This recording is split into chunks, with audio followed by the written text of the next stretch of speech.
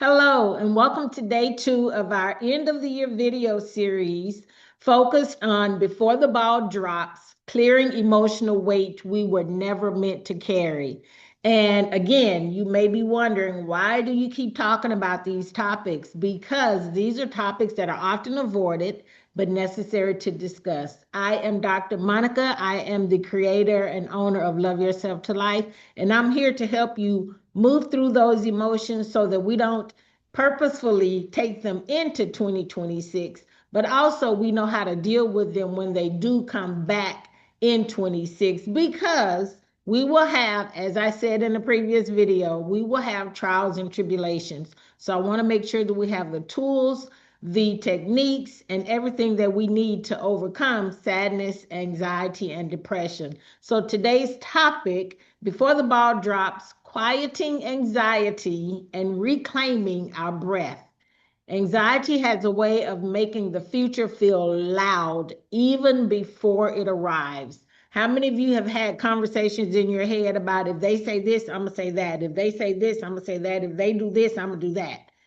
That's anxiety, and it's causing commotion in your thoughts before the situation even comes. And then how many times have you gotten to speak to that person and it go total opposite of the way that you thought it was going to go? And everything that you had thought up in your thoughts that you thought you were going to say or you intended to say, you didn't even have a chance to say them, or the opportunity or the need to say them. So today we're going to slow the noise and remind our nervous system that we are safe and that we can breathe again. Anxiety is a constant hum beneath our thoughts, urging us to stay alert, prepared, and braced for whatever is next. Whatever is coming up, whatever might happen, that anxiety keeps us alert to that. It shows up as overthinking, like I just mentioned. It shows up as tight shoulders, raced thoughts, or difficulty resting when things are quiet. How many of you have difficulty with just resting? Resting your thoughts, resting your mind. How many of you have difficulty with that? Anxiety convinces us that peace is unsafe and control is necessary. Peace is necessary. Over time, it weakens self-love by teaching us to doubt our intuition and question our worth when we cannot hold it together. Have you had moments where it just felt like, I just can't hold it together?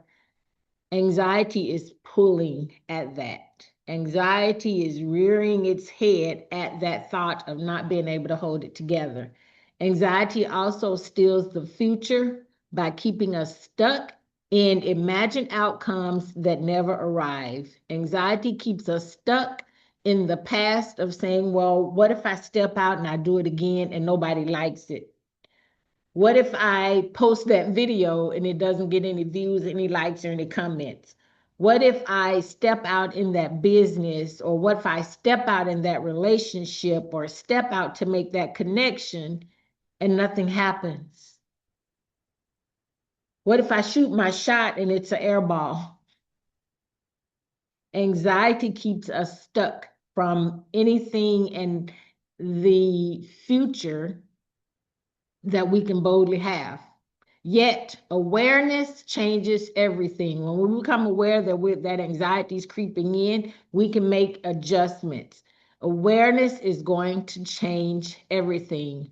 When we slow our breathing, when we ground our bodies, when we speak truth to our thoughts, anxiety often softens. It dissipates. It goes away. Choosing compassion over criticism helps us to rebuild our trust within ourselves as well as within others. With support, faith, and patience, we learn that safety comes from presence, not perfection. Safety comes from presence, not perfection.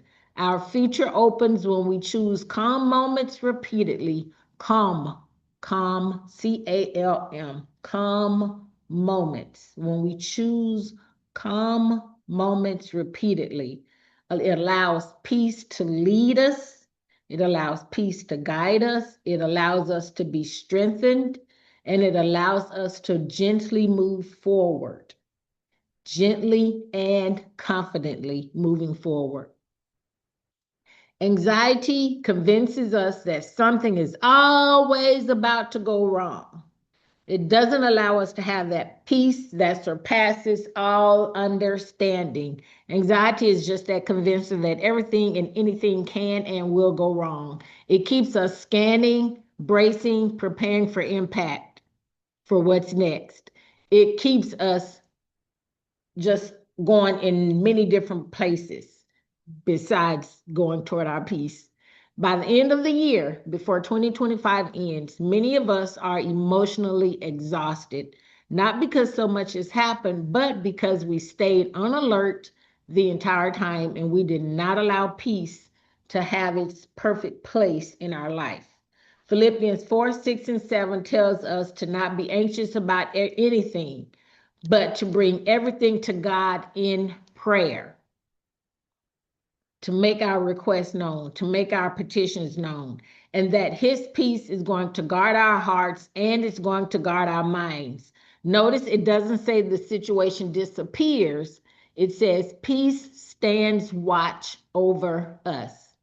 Anxiety often grows when we believe we must control outcomes to stay safe. We can't control every outcome. We can control how we respond to that outcome. Matthew 6 and 4 reminds us not to worry about tomorrow because today already has enough worry and concerns about itself. Anxiety steals today while pretending it is protecting tomorrow. Whew. I'm going to repeat that one again. Anxiety steals today while pretending it is protecting tomorrow. Let that sink in for a minute. And then when our thoughts feel scattered, Isaiah 26 and 3 tells us, it offers us this promise.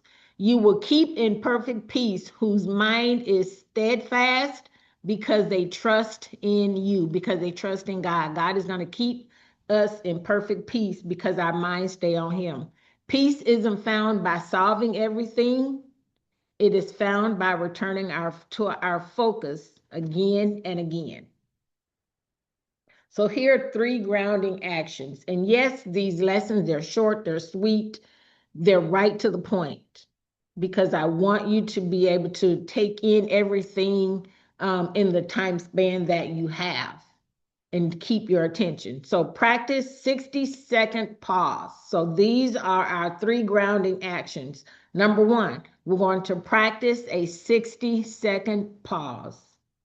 And I'm not going to take 60 seconds here to do this pause because I want to make sure that we are staying in alignment with the time frame that you have to watch this video, because I know sometimes our time focus is very short. So place your feet on the floor, breathe slowly, and remind yourself where you are right now.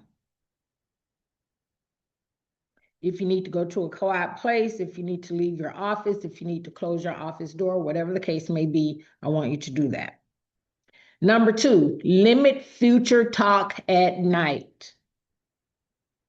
Calm your mind, calm your thoughts. After sunset, gently redirect your thoughts about what if to what is real and present. So shift from what if to what is real and what is present.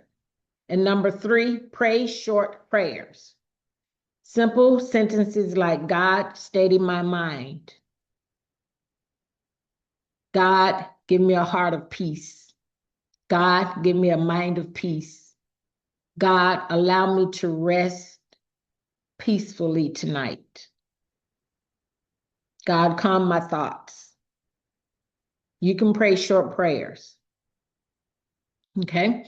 So, caring and call to action. Caring call to action. Tomorrow, we're going to talk about the heaviness that many of us rarely name out loud.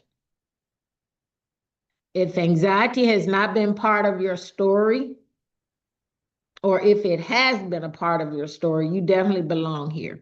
If anxiety has been a part of your story, you definitely belong here. You belong in this community because we talk about those topics that are often avoided but necessary to discuss. Tomorrow, we're going to be discussing the third part of SAD, depression. So before the ball drops, clearing emotional weight that we were never meant to carry. Tomorrow on day 3, as we close out 2025, we are going to talk about depression.